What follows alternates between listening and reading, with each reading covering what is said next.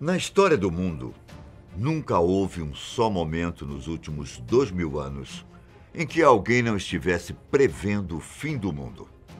E atualmente, a recente pandemia, que até poucos meses atrás parecia insolúvel, crises climáticas, incêndios florestais, furacões e ainda uma corrida armamentista nuclear, parece de fato não haver tempo para parar de pensar sobre o assunto.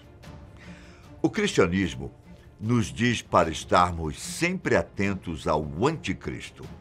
São muitos os esforços utilizados para se tentar descobrir quando ele virá e como podemos identificá-lo. Hoje, eu, Ivan Lima, vou te contar um pouco sobre ele e sobre as crenças que o circundam. Antes de começarmos, verifiquem aqui embaixo se você está inscrito no canal e se o seu sino de notificações está ativado.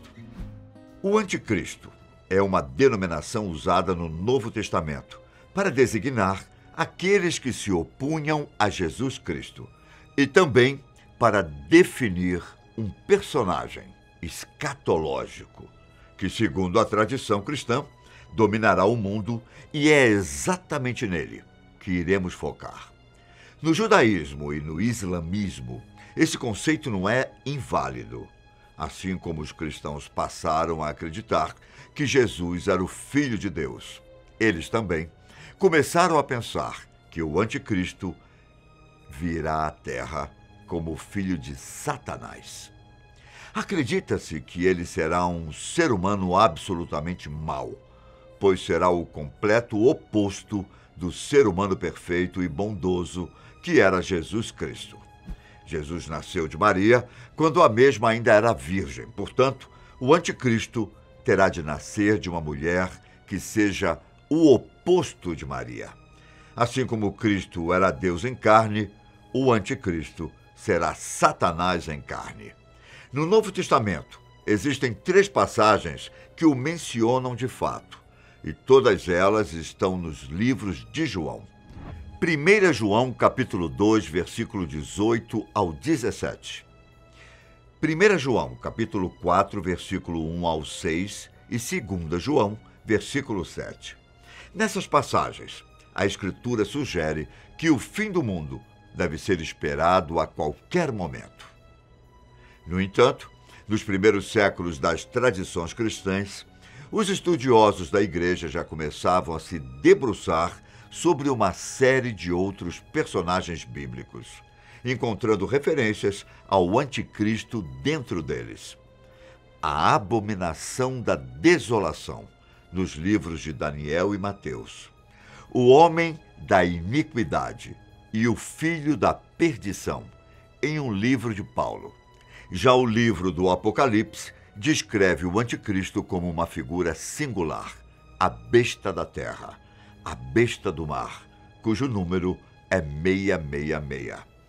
Ainda sobre suas características, podemos encontrar passagens que dizem que ele será uma pessoa de habilidades e capacidades incríveis, e ainda que será o maior líder de toda a terra, alguém com um cargo político muito importante e que chegará à liderança mundial, formando uma nova era de suposta paz e segurança global. Ele conseguirá vencer pela diplomacia, sendo pacífico e convencendo todos os líderes mundiais com sutileza, engenhosidade e sabedoria. Sua personalidade será gentil, inofensiva, compassiva, e ele aparentemente se dedicará à paz e à prosperidade do mundo. Um líder que estará pronto para solucionar os grandes problemas mundiais, como as guerras, as crises, a pobreza e a desigualdade. Segundo a Bíblia, a presença do anticristo já existe, camuflada em algum lugar, aguardando apenas o momento de manifestar-se. E ainda, segundo a Bíblia, alguns de seus aspectos do futuro governo são de que ele não será admirado no início e que virá na época em que existirem vários falsos anticristos. Assim, ele negará que Jesus é o Messias e irá controlar a economia mundial e ainda fará isso com o consentimento internacional. Desta forma, ele irá governar o mundo inteiro. Na Bíblia, existem relatos em vários livros diferentes de que a perseguição do anticristo durará 3 anos e meio na Terra. Já nas primeiras narrativas sobre o anticristo que existiram no mundo e que surgiram por volta dos anos 1000, graças aos escritos do nobre monge Adso de Montier, fala-se que o anticristo irá governar por 7 anos, antes de ser derrotado pelo anjo Gabriel ou por Cristo e os exércitos divinos. E isso irá acontecer antes da ressurreição dos mortos e do juízo final. Existem outras teorias cristãs que afirmam que no meio desse período de 7 anos acontecerá o arrebatamento, sendo 3 anos e meio antes, no chamado período pré-tribulacional. E depois, os outros 3 anos e meio seriam quando o anticristo quebraria um acordo e iniciaria a perseguição. No entanto, ainda existe a teologia do pós-milenismo, que entende que o arrebatamento só viria após os 7 anos de perseguição e que todos os servos de Deus iriam sofrer antes de serem arrebatados da terra. Apesar das diferentes versões da crença, uma delas é unânime entre as teologias cristãs.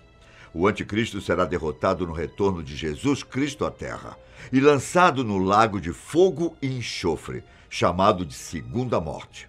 Após isso, irão seguir 1000 anos de reinado de Cristo e, por fim, o julgamento final e a chegada da Nova Jerusalém. Mas e sobre a ascensão do anticristo? Bem, ela irá surgir em meio às crises mundiais existentes, de uma forma com que sua aparição surpreenderá todo mundo. Os mais religiosos costumam relacionar a figura do anticristo ao fim dos tempos e com a besta do Apocalipse, já que esse livro tem relatos sobre o fim do mundo. Mas isso seria um conceito errado, segundo estudantes do ocultismo e iniciados. A besta e o falso profeta não têm relação com o anticristo. Segundo eles, essas duas figuras são personagens diferentes, com destinos diferentes.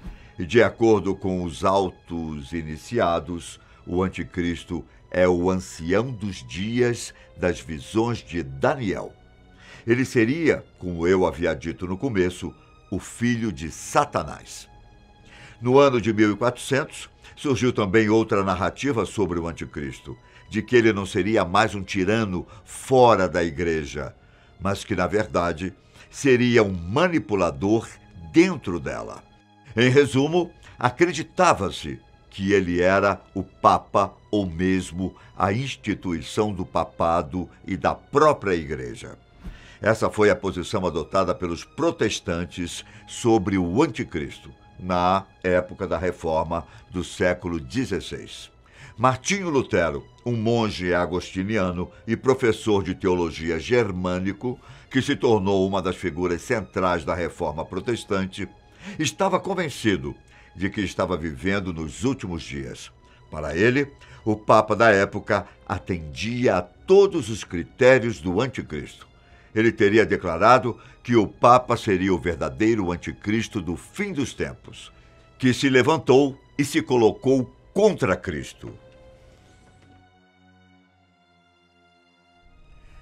Em outras religiões, como o judaísmo, existem avisos sobre falsos profetas na Bíblia hebraica, mas nenhuma figura anti-messias como seria o anticristo. Uma figura citada em algumas escolas filosóficas não legalistas da escatologia judaica seria Armilos, um suposto descendente de Satanás e de uma virgem, descrito como sendo uma monstruosidade careca, com um olho grande e um pequeno, tendo surdez no ouvido direito e tendo o braço direito mutilado. Sua destruição seria feita por Messias, filho de José, simbolizando a vitória final entre o bem e o mal na era messiânica, o que entra em conflito com o anticristo cristão medieval e o Dajjal islâmico, que conquistará Jerusalém e perseguirá os judeus. E falando nisso, vamos passar brevemente por ele também. Para o islamismo, a figura que seria anticristo leva o nome de o Messias enganador, ou Dajjal. Apesar de estar ausente no Alcorão, ele é mencionado e descrito no Hadith, que é um corpo de leis, lendas e histórias sobre a vida de Maomé e os seus próprios dizeres, nos quais ele justifica suas escolhas e oferece conselhos. O livro é levado muito a sério na religião, sendo chamado de espinha dorsal da civilização islâmica. Assim como no cristianismo, acredita-se que o Messias enganador tentará imitar os milagres realizados por Jesus, como curar os enfermos e ressuscitar os mortos, e para isso contará com a ajuda de demônios. Dajjal será morto por Jesus, que ao vê-lo fará com que ele se dissolva lentamente como sal na água. Claro que existem outras inúmeras religiões que têm uma figura semelhante ao anticristo. Mas apesar disso e de todas as aparências atuais, a ideia central do anticristo impõe que todos nós devemos levar o mal a sério. E estando próximos ou não do fim, devemos trabalhar para minimizar os danos e maximizar o bem aqui e agora. E você? Qual a sua religião? Acredita na figura do anticristo? Ou de alguma outra citada aqui hoje? Ou em alguma que eu não mencionei? Comenta aqui embaixo e quem sabe não fazemos uma segunda parte desse vídeo, contando sobre o anticristo de outras religiões. Eu vou ficando por aqui, mas não se esqueçam de curtir esse vídeo e compartilhá-lo com seus amigos, combinado? Um forte abraço e até a próxima. Tchau.